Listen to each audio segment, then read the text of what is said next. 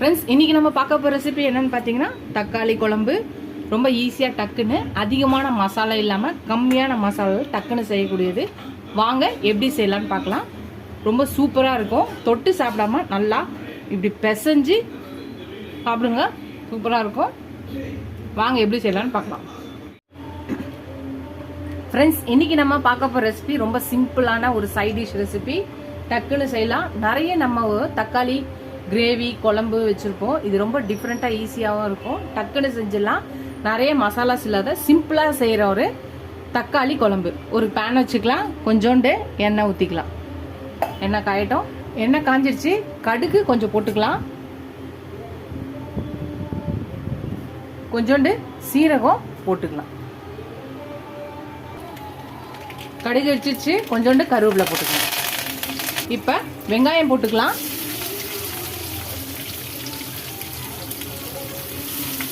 இது தக்காளி குழம்பு, அதனால வெங்காயத்தோட கொஞ்சம் தக்காளி அதிகமாக போட்டுக்கணும். வெங்காயம் கொஞ்சம் வதங்கட்டும்.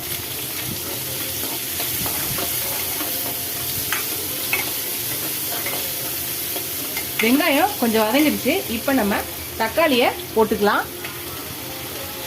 வெங்காயத்தோட தக்காளியோட அளவு அதிகமாக இருக்கணும், ஏன்னா இது தக்காளி குழம்பு. அதனால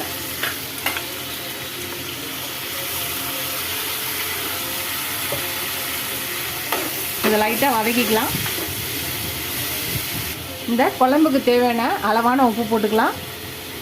உப்பு போடும்போது வெங்காயம் தக்காளி சீக்கிரமாக வதங்கிடும்.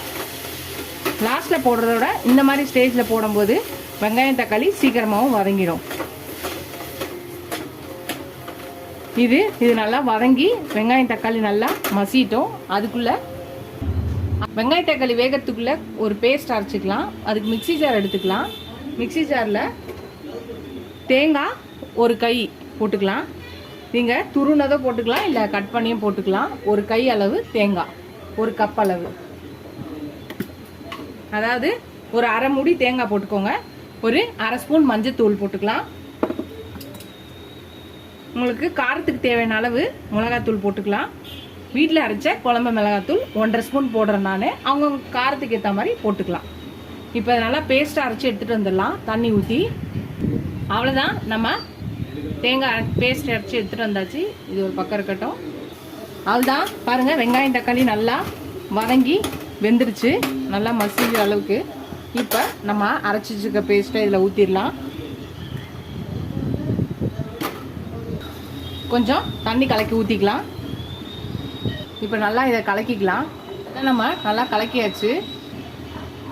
இதை மூடி வச்சிடலாம். இது நல்லா கொதிச்சு இந்த மிளகாத்தூளோட பச்சை வாசனைலாம் போயிட்டு கொதிச்சு வரணும். அதுவரை இது கொதிக்கட்டும். மூடி போட்டு மூடி வச்சிடலாம். இப்போ ஓப்பன் பண்ணிடலாம். நம்மளோட தக்காளி குழம்பு ரெடி ஆயிடுச்சு.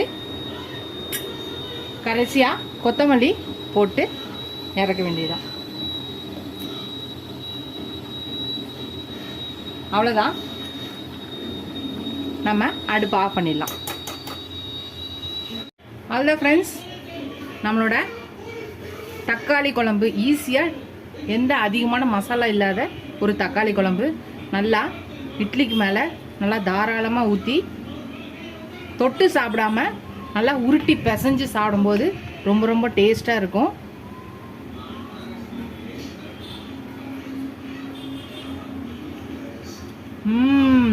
சூப்பராக இருக்குது. அதிகமான மசாலா இல்லாமல் டக்குன்னு ஈஸியாக செய்கிற ஒரு தக்காளி குழம்பு ரெசிபி. நிறைய தக்காளி குழம்பு செஞ்சுருப்போம். இந்த மாதிரி செஞ்சு பாருங்கள். இது இட்லி, தோசை, சப்பாத்தி, ஒயிட் ரைஸ் கூட ரொம்ப சூப்பராக இருக்கும். ட்ரை பண்ணி பார்த்துட்டு எப்படி இருக்குன்னு சொல்லுங்கள். ஃபஸ்ட் டைம் சேனலை பார்க்கணும், சப்ஸ்கிரைப் பண்ணிட்டு பாருங்கள். ஃபுல் வீடியோ பாருங்கள். உங்கள் ஃப்ரெண்ட்ஸ்க்கு அந்த சேனலை ஷேர் பண்ணி சப்ஸ்கிரைப் பண்ண சொல்லுங்கள். இதோட அடுத்த ரெசிபியில் பார்க்கலாம். Tata Baba friends.